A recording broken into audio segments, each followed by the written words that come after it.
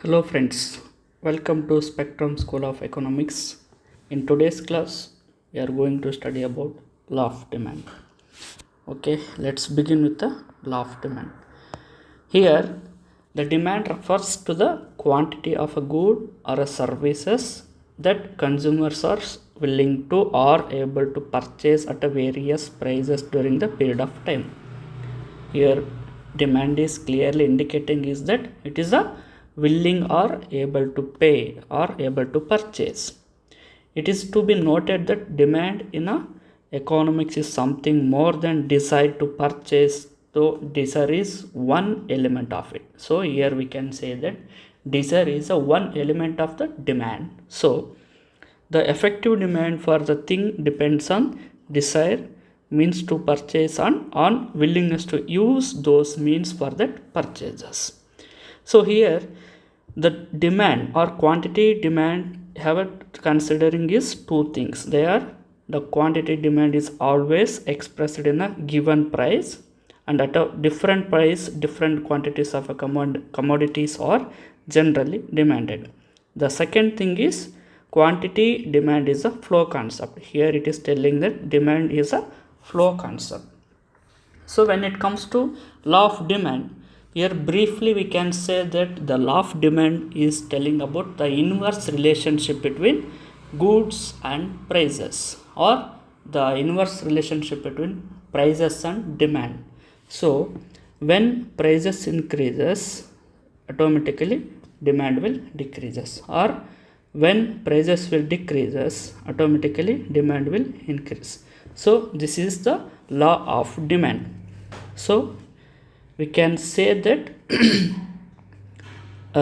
being other things equal or unchanged, if the prices of a commodity falls, the quantity demanded of it will rise, or if the prices of commodity rises, its quantity demanded will be decline. So there is an inverse relationship between price and quantity demanded while other things are being same or unchanged. So this is the definition of law of demand.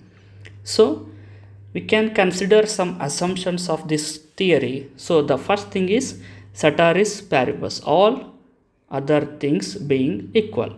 So we can say this as a ceteris paribus. So here we are considering changes in the prices only. We cannot considering like income or some other things of economic aspects. So here other things means the income. For example, when income we are not considering. In this case we are considering only price. So this is ceteris paribus. The second assumption is consumers have limited income. So usually we can say that consumers have a limited income.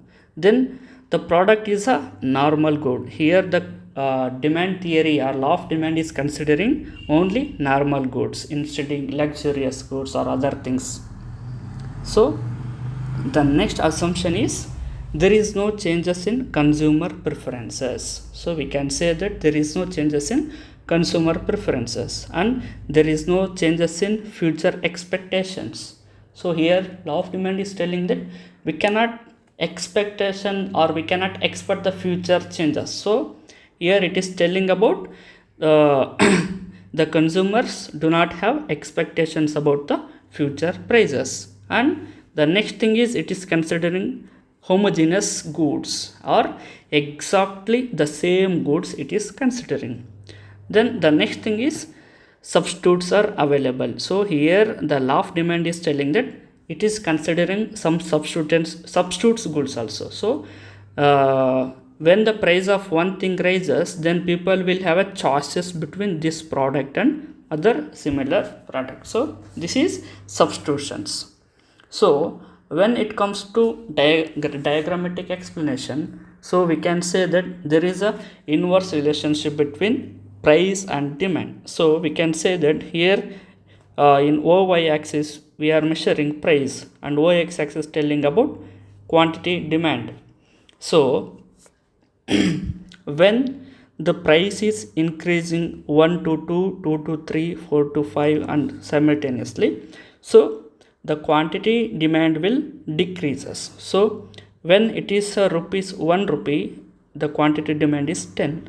When it increases to 2 rupees, again quantity will be reduced at 8 rupees or 8 quantities or 8 bills.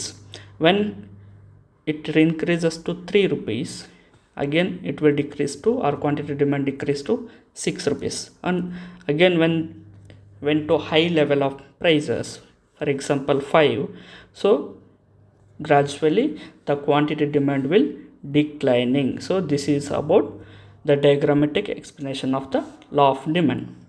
So this law of demand having many exceptions or criticisms, so we can consider these things also.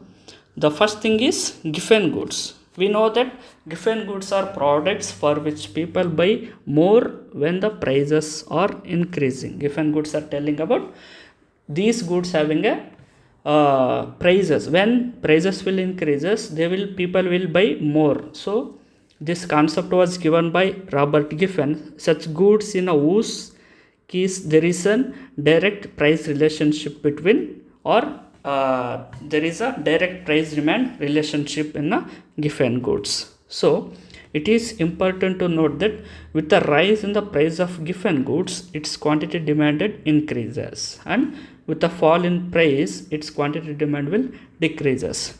So the demand curve will slope upward to the right and not downward. So it is telling about there is a direct relationship between, or direct price demand relationship. So this is about given goods.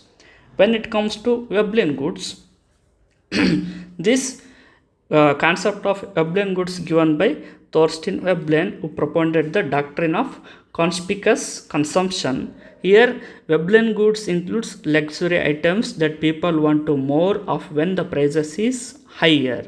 So for example, the expensive automobiles, jewelry, designer clothes. So people will demand more to the luxurious goods. So the law of demand will not consider these type of luxurious or expensive goods.